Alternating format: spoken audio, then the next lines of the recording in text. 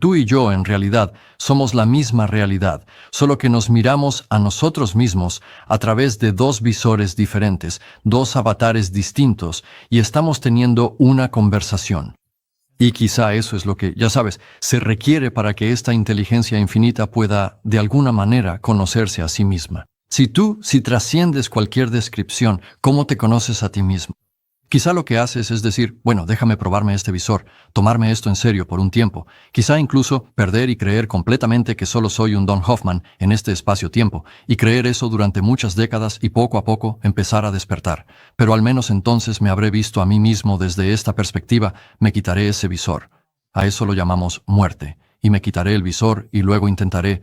Hay un número infinito de visores para probarse. Desde ese punto de vista, cualquier persona con la que hables es trascendente. Cualquier animal es solo un avatar de esta realidad trascendente, indescriptiblemente increíble, que trasciende la ciencia, de modo que la ciencia solo captará el 0% de ella. Vale, entonces según lo que dice, tenemos como un visor de realidad virtual siempre puesto. Es por eso que no vemos la realidad absoluta, sino que solamente vemos lo que nuestros sentidos perciben.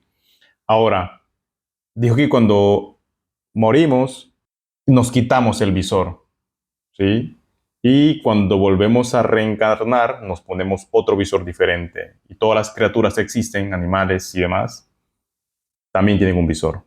Somos avatar, básicamente, en el plano físico. Pero algo muy interesante que dijo es que cuando mueramos, este visor nos los quitamos y por ende ya vemos la realidad. Entonces, para ver la realidad absoluta, lo que tendríamos que hacer es pasar al otro lado. ¿Estoy bien o estoy mal? ¿Lo entendí bien o no? Esta única inteligencia infinita, sea lo que sea, ha decidido, quiero mirarme a mí misma a través de los ojos de un mosquito, y ahora de un abejorro, y ahora del escarabajo joya que ni siquiera puede distinguir una botella de una hembra. Voy a mirarme a mí mismo desde este abanico de perspectivas. Así que estás insinuando que hay una sola conciencia y que usa diferentes organismos potencialmente como vehículos para entenderse a sí misma y la naturaleza de la realidad. Así es. Tú y yo somos la misma conciencia, pero tú naciste científico en Estados Unidos y yo emprendedor en Botsuana con diferentes perspectivas para entender la realidad, lo que significa que básicamente somos lo mismo. Así es. La misma conciencia, la misma superinteligencia, como quieras llamarlo, manifestándose como diferentes ojos en distintos lugares. Esa es mi opinión, y ciertas tradiciones religiosas de alguna manera insinúan, casi dicen eso exactamente. Ya sabes, como Jesús. En el cristianismo, en Mateo 25 dice, por ejemplo, tuve hambre y me diste de comer, tuve sed y me diste de beber, fui forastero y me recibiste, estuve enfermo y me ayudaste, estuve en la cárcel y me visitaste. Y la gente, dice, le preguntó, ¿cuándo hicimos eso? Y él respondió, en cuanto lo hicisteis al más pequeño, a mí lo hicisteis. Entonces todos somos una sola conciencia y todos intentamos ver la realidad, pero en muy pequeñas partes, porque está muy como que la realidad está distribuida en todos los seres vivos del planeta y todos juntos. Entonces, si todos juntos, que somos una sola conciencia, vamos a ver la realidad verdadera. Sí, es la opinión de él, es lo que él supone. Estoy tratando de entender muy bien lo que él supone. La razón fundamental para amar a tu prójimo como a ti mismo es porque tu prójimo eres tú mismo, solo que con una perspectiva completamente diferente. Y la única razón por la que tenemos problemas es que no nos damos cuenta de lo increíble que eres. Así que tú eres quien está creando esta simulación de realidad virtual con toda su belleza, toda su complejidad y su inmensa profundidad. Toda la complejidad eres tú y lo haces sin ningún tipo de esfuerzo. ¡Wow! Ahora ya me confundí mucho más porque dice que el programador también somos nosotros. Nosotros somos dioses, por decirlo de alguna forma. Porque somos el programado y el programador. ¿Qué más? Estoy muy confundido ya. Tú creas el cerebro. Así que ahora mismo no tienes cerebro. Y yo tampoco. Bien, de acuerdo. Porque yo no tengo cerebro y tú no tienes cerebro hasta que realmente miramos dentro y generamos un cerebro. Igual que en la realidad virtual, el Mustang no existe hasta que lo miras y lo generas. Así que sí, Puedo predecir que si hacemos los escaneos adecuados veremos un cerebro, pero eso solo existe cuando hacemos la representación. Así que no tengo cerebro. Todas estas correlaciones, sabemos que la correlación no implica causalidad, ¿verdad? Así que nosotros, el hecho de que existan correlaciones, y no lo niego, estoy a favor de estudiar estas correlaciones entre actividad cerebral y experiencia consciente. Existen, son innegables, y de ninguna manera implican que el cerebro cause experiencias conscientes.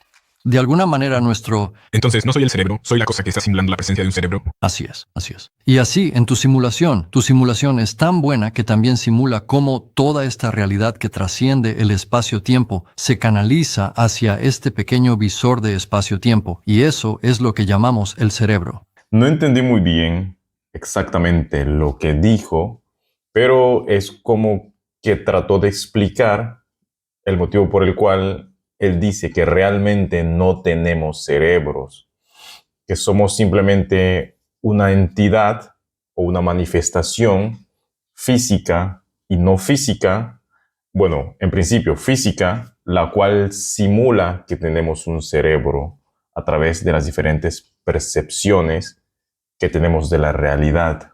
La verdad es bastante confuso, pero hay algunas cosas que se me hacen bastante lógicas y tienen sentido. En verdad, tenemos que escuchar más a fondo lo que dice y cómo explica todo esto de forma más clara y entendible para las personas que no estamos metidos en este tipo de cosas. Ese tipo de teorías de la simulación, la idea es que el mundo que estás viendo ahora mismo no es el mundo verdadero. Esto es solo una simulación y hay algún programador, digamos, con una computadora muy potente que ha programado este mundo. Y entonces nosotros, en este mundo, somos parte de su creación. Nosotros somos personajes en un mundo simulado de algún programador, y ese programador y su laptop que está haciendo esto, resulta que tampoco es lo último, porque ese programador y su laptop también son una simulación de un programador de un nivel más profundo y su laptop. Podría haber un anidamiento muy grande de todos estos mundos simulados y personas con sus computadoras. Y eso concuerda bastante bien con lo que digo, hasta cierto punto. Digo que esta no es la realidad, esto es solo un visor, así que... Pero hay un gran desacuerdo.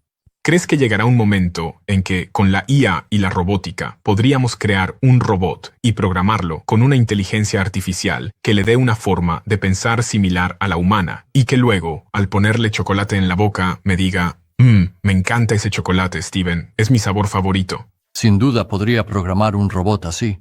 Pues entonces, si alguien nos ha podido simular a nosotros, y dice que existen varios niveles de simulación y simulador, entonces esto podría ser que nosotros lleguemos en algún punto, cuando estemos demasiado avanzados en la tecnología, con la robótica y la inteligencia artificial, nosotros mismos podamos crear una simulación, ¿sí? Y esa simulación se convierta como en una especie de humanidad 2.0, en la cual nosotros seríamos los creadores, como que dioses de esa simulación. Y esa simulación van a percibir la realidad como si fuera la realidad misma, pero eso no será la realidad verdadera. Entonces son como capas, como bucles que se van a ir desarrollando, así como el programador nos creó a nosotros, a este programador también alguien más lo creó y así sucesivamente. Ya, todo esto que estoy diciendo solo son especulaciones, no estoy diciendo que todo esto sea verdad ni nada de ese tipo de cosas. Tú puedes crearte tu propia opinión y puedes pensar lo que tú quieras, puedes creer lo que tú quieras. ¿Ok? Yo vi en un podcast que es acerca de la Cábala, ahí habla un señor de Argentina que se llama Javier Witkoff, y él dice también que es la vida, nosotros somos una simulación y que hay 369 niveles de simulación. Es decir, que hay 369 simuladores y 369 simulados, ¿ya? Entonces nosotros con la tecnología, tal vez con el tiempo, podamos avanzar demasiado y crear nuestra propia simulación, de la cual nosotros seríamos como que los simuladores. Además, también dijo que de los 369 niveles que había, ahora mismo, en la realidad que estamos en este momento, es la más difícil de todas, ¿ok? No sé hasta dónde esto podría ser cierto o hasta dónde tú lo podrías creer, pero la información está aquí. Continuamos. Afirmamos que una experiencia es, digamos, una determinada estructura causal o una determinada arquitectura funcional. Eso es lo que decimos que es. Ujú. Porque estas son teorías fisicalistas que dicen, no vamos a empezar con la conciencia. La conciencia no es fundamental. El espacio, el tiempo y los objetos físicos son fundamentales. Así que necesitamos mostrar cómo esos objetos físicos y sus propiedades dan lugar a estas experiencias conscientes. Así que si esa es la ciencia que quieres proponer, entonces tengo que ser estricto como científico ahora y decir, dame tu teoría de la mente. Entonces, ¿crees que esto es una simulación? No es una simulación en el sentido estricto de Bostrom. En el sentido de Bostrom, es una simulación en el sentido de que hay un sustrato físico que da lugar a todo este mundo de experiencias conscientes que estoy teniendo. Sí, entonces es Y eso lo niego. como si un programador de videojuegos lo creara. Y que, de alguna manera, el propio sistema físico dio lugar a la magia de las experiencias conscientes que tengo de rojo, verde, amor y demás. Sí, ¿sabes? Eso me lleva a pensar que los colores, sí, no son exactamente lo mismo o no tienen la misma perspectiva diferentes personas. Hay una tribu del sudeste asiático que para ellos el color rojo, ellos lo ven como color verde, ¿sí? Y para ellos el color rojo siempre ha sido como color verde, ¿ya? Entonces, en lo que plantea este científico, no somos una simulación per se, pero somos como una especie de videojuego, como GTA. GTA, imagínate que alguien esté con el control ahí jugando como Sims. Ah, como Sims. Yo creo que podría ser algo parecido, como Sims. Desde mi punto de vista, su teoría no tiene sentido en este momento, porque no hay ninguna experiencia específica de la que puedan decir, este programa debe ser el sabor a menta. No pueden hacer eso. Y hasta que puedan hacerlo, no pueden acceder a todo este mundo de experiencias en el que yo vivo. Nada. Así que no hay nada sustancial. Todo lo que tienen que hacer para darme algo concreto, es decir, como en la teoría de la información integrada, que digan, aquí está la matriz para la menta. Esta es la matriz. Por supuesto, entonces preguntaremos, ¿por qué? ¿Por qué esa matriz, esa estructura causal es el sabor a menta? ¿Cuál es su teoría científica de por qué es así? Y lo que verán es, creo que al campo le tomará un tiempo verlo, pero encontraremos que estos enfoques son vacíos. Pues hay muchas cosas en lo que se refiere al ser humano, muchos aspectos del ser humano y toda la naturaleza que no se puede explicar con la ciencia en sí. Por ejemplo, fenómenos tan irrisorios y que son muy difíciles de explicar serían como que los fantasmas, las personas que ven seres, que ven cosas. ¿Cómo puede explicar la ciencia ese tipo de cosas? Hay muchísimas cosas que la ciencia no lo puede explicar de forma evidente, de forma tangible, ¿sí? Entonces, es por esto que el científico dice que la ciencia siempre capta el 0% de la realidad, que solamente capta y explica cosas netamente físicas, pero todo lo físico no es necesariamente la verdadera realidad. No hay nada sustancial. Cuando le preguntas a la gente cuál es el sentido de su vida, a menudo dirán cosas como quizá digan criar hijos, quizá digan que quieren mejorar la humanidad, que quieren curar una enfermedad, que quieren ayudar a la sociedad de alguna manera, pero a través del lente de la realidad con el que ves el mundo y en el que crees que es el mundo, ¿cuál se convierte en el sentido de la vida, Donald? Esa es una gran pregunta. Creo que la mejor descripción que puedo dar es que existe una sola conciencia trascendente e infinita, y tú y yo somos solo avatares, al igual que un mosquito o una bacteria. Y todos son igualmente interesantes e importantes, y todos son diferentes perspectivas, simplemente diferentes visores. Está el visor del mosquito, está el visor del escarabajo joya, hay todos estos diferentes visores. Y yo estoy en el visor de Hoffman. Resulta que hago ciencia. No soy bueno en el arte, no soy bueno en la música y así sucesivamente. Tengo mis talentos particulares y mis inhabilidades en mi visor. Así que estoy aquí para experimentar la perspectiva de Don Hoffman sobre las cosas. ¿Por qué? Porque quizás esa sea la única manera en que el infinito puede conocerse a sí mismo, a través de un número infinito de perspectivas. Trasciende cualquier perspectiva particular, así que, ¿por qué no perderse en la perspectiva de Hoffman, en la perspectiva del escarabajo joya, y en todas estas diferentes perspectivas?